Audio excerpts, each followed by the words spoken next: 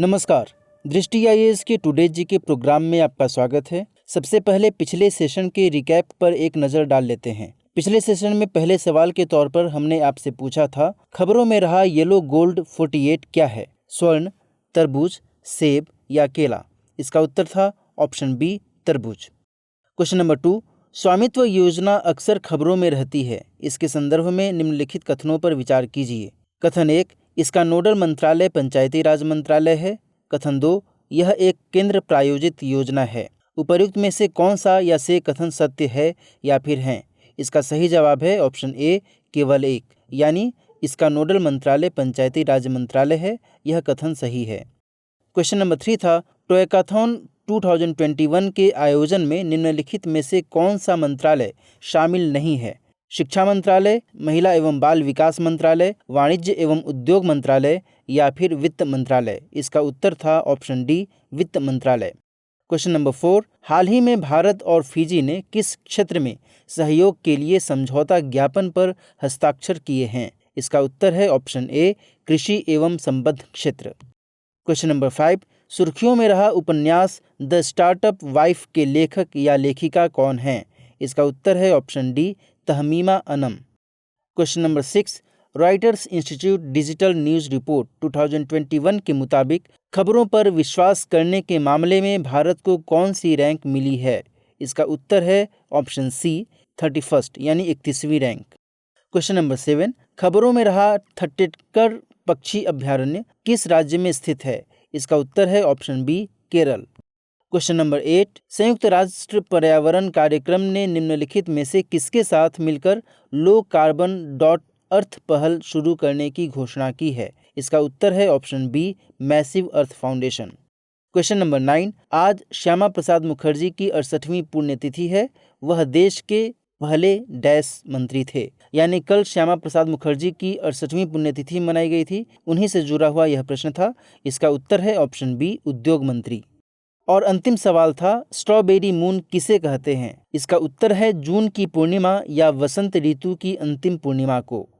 अब आते हैं कल के अभ्यास प्रश्न पर। हमने आपसे अभ्यास प्रश्न के तौर पर पूछा था, किस राज्य के खेल मंत्री ने अपने निर्वाचन क्षेत्र में सबसे अधिक बच्चों वाले जीवित माता पिता को 1 लाख रुपए का नकद इनाम देने की घोषणा की है?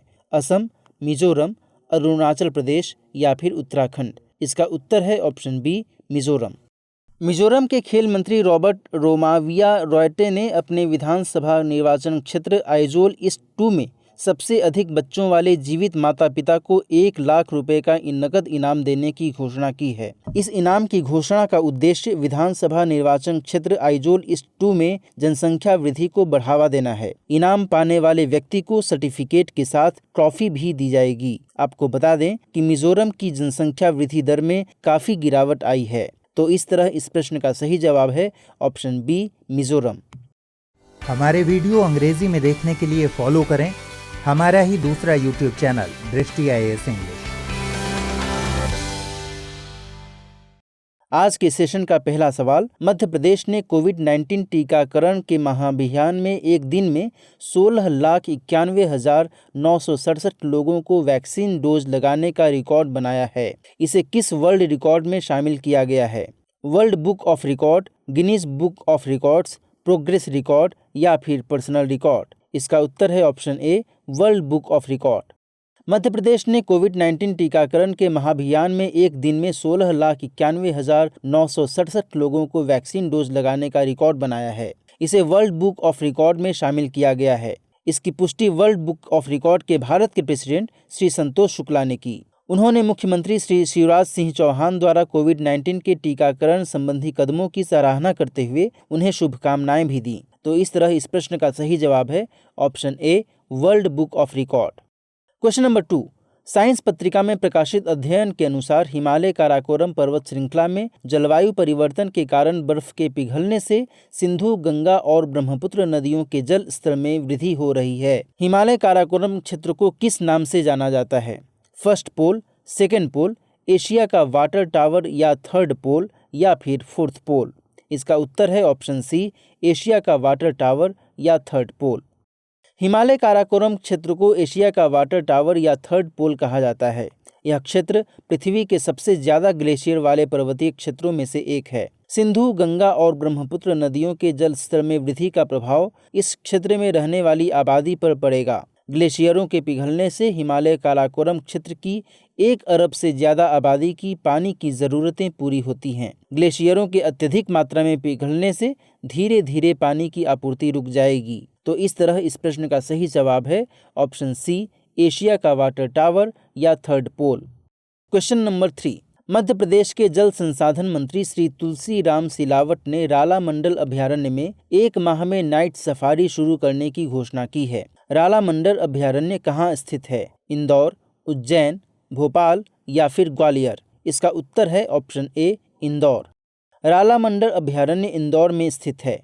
अभयारण्य में नाइट सफारी की शुरुआत होने से इंदौर के प्रति लोगों का आकर्षण बढ़ेगा। इसके साथ साथ इस अभयारण्य में तितली पार्क और फूड जोन बनाने की भी कार्य योजना है। तो इस तरह इस प्रश्न का सही जवाब है ऑप्शन ए, इंदौर। क्वेश्चन नंबर 4, संत कबीर जयंती 2021 कब मनाई जा रही है? 24 जून, 25 जून, 26 जून या फिर 27 जून? इसका उत्तर है ऑप्शन ए, 24 जून। संत कबीर जयंती 2021 24 जून को मनाई जा रही है। यह जयंती ज्येष्ठ पूर्णिमा की तिथि को मनाई जाती है। इन्हें प्रसिद्ध भारतीय कवि, संत और समाज सुधारक के रूप में जाना जाता है। कबीर अपने दोहे के लिए जाने जाते हैं। इनसे जुड़े प्रमुख ग्रंथ कबीर ग्रंथावली, बीजक और साखी हैं। 5वें सिख गुरु गुरु अर्जुन देव जी ने उनकी रचनाओं के बड़े भाग को संकलित करवाया था। तो इस तरह इस प्रश्न का सही जवाब है ऑप्शन ए, 24 जून। क्वेश्चन नंबर 5, बेनिंगो एक्विनो का 61 वर्ष की आयु में निधन हो गया है। वे किस देश के पूर्व राष्ट्रपति थे? वियतनाम, इंडोनेशिया, मलेशिया या फिर फिलीपींस? इसका उत्तर है ऑप्शन डी, फिलीपींस। बेनिंगो एक्विनो का मनीला में 61 वर्ष की आयु में निधन हो गया। वे फिलीपींस के पूर्व राष्ट्रपति थे। वे 2010 से 2016 तक फिलीपींस के राष्ट्रपति रहे। उन्हें नोए नोए के नाम से भी जाना जाता था। तो इस तरह इस प्रश्न का सही जवाब है option D, Philippines. Question number 6, सूखे से निपटने के लिए वाटर फॉर वाटर फॉर्मूला समझौता किन 2 राज्यों के बीच हुआ है? तमिलनाडु और कर्नाटक, तमिलनाडु और केरल, महाराष्ट्र और मध्य प्रदेश या फिर कर्नाटक और महाराष्ट्र? इसका उत्तर है ऑप्शन डी, कर्नाटक और महाराष्ट्र। सूखे से निपटने के लिए वाटर फॉर वाटर फॉर्मूला समझौता कर्नाटक और महाराष्ट्र के बीच हुआ है। इस फॉर्मूला के तहत महाराष्ट्र ग्रीष्मकाल में 4 टीएमसी फीट यानी 1000 मिलियन क्यूबिक फीट पानी कर्नाटक को देगा। कर्नाटक इतना ही पानी अलमाटी बांध से महाराष्ट्र को देगा। महाराष्ट्र इस पानी का उपयोग पेयजल आपूर्ति के लिए करेगा। तो इस तरह इस प्रश्न का सही जवाब है ऑप्शन डी, कर्नाटक और महाराष्ट्र। क्वेश्चन नंबर 7, स्माइल यानी social media interface for learning engagement पहल शिक्षा के क्षेत्र में महामारी के दौरान शुरू की गई डिजिटल पहल है। इनोवेशन सम्मेलन में इस पहल की काफी सराहना की गई है। यह किस राज्य की पहल है? उत्तर प्रदेश, गुजरात, राजस्थान या फिर मध्य प्रदेश? इसका उत्तर है ऑप्शन सी, राजस्थान। स्माइल यानी social media interface for learning engagement Rajasthan राज्य की पहल है। इस डिजिटल पहल का उद्देश्य विद्यार्थियों को प्रौद्योगिकी से जोड़ना है। यह शिक्षा के क्षेत्र में शुरू की गई पहल है, जिसे अप्रैल 2020 में लॉन्च किया गया था। इस पहल के तहत सोशल मीडिया प्लेटफॉर्म की सहायता से विद्यार्थियों को डिजिटल रीडिंग मटेरियल और होमवर्क दिया जाता है। इसके साथ साथ ई-कक्षाएं भी आयोजित की जाती हैं। तो इस तरह इस प्रश्न का सही जवाब है option C, Rajasthan. Question number 8, natural history museum London द्वारा प्रकाशित अध्ययन के अनुसार दुनिया में तितली की प्रजातियों की सबसे ज्यादा विविधता कोलंबिया में पाई जाती है। कोलंबिया किस महाद्वीप में स्थित है? उत्तर अमेरिका, अफ्रीका, दक्षिण अमेरिका या फिर यूरोप? इसका सही जवाब है ऑप्शन सी, दक्षिण अमेरिका। कोलंबिया दक्षिण अमेरिका महाद्वीप में स्थित है। दुनिया में तितली की प्रजातियों की सबसे ज्यादा विविधता कोलंबिया में पाई जाती है। विविधता का प्रतिशत तितली की सभी ज्ञात प्रजातियों का लगभग 20% है। कोलंबिया में तितलियों की 200 से ज्यादा प्रजातियां पाई जाती हैं। तो इस तरह इस प्रश्न का सही जवाब है ऑप्शन सी, दक्षिण अमेरिका। क्वेश्चन नंबर 9, महिलाओं और अन्य समुदाय के लोगों को मंदिर के पुरोहित के रूप में नियुक्त करने का प्रस्ताव किस राज्य द्वारा लाया गया है? केरल, तमिलनाडु, उत्तर प्रदेश या फिर उत्तराखंड? इसका सही जवाब है ऑप्शन बी, तमिलनाडु। महिलाओं और अन्य समुदाय के लोगों को मंदिर के पुरोहित के रूप में नियुक्त करने का प्रस्ताव तमिलनाडु द्वारा लाया गया है। यह नियुक्ति हिंदू धार्मिक और धर्मार्थ दान विभाग, Hindu religious and charitable endowments department द्वारा की जाएगी। मंदिर प्रशासन में पारदर्शिता लाने के लिए सूचना प्रौद्योगिकी का भी सहारा लिया जाएगा। इस धार्मिक कार्य को बड़े सामाजिक इंजीनियरिंग कार्यक्रम के रूप में देखा जा रहा है। इस नियुक्ति का मकसद पुरोहित के रूप में सभी को समान अवसर उपलब्ध कराना है। तो इस तरह इस प्रश्न का सही जवाब है ऑप्शन बी, तमिलनाडु।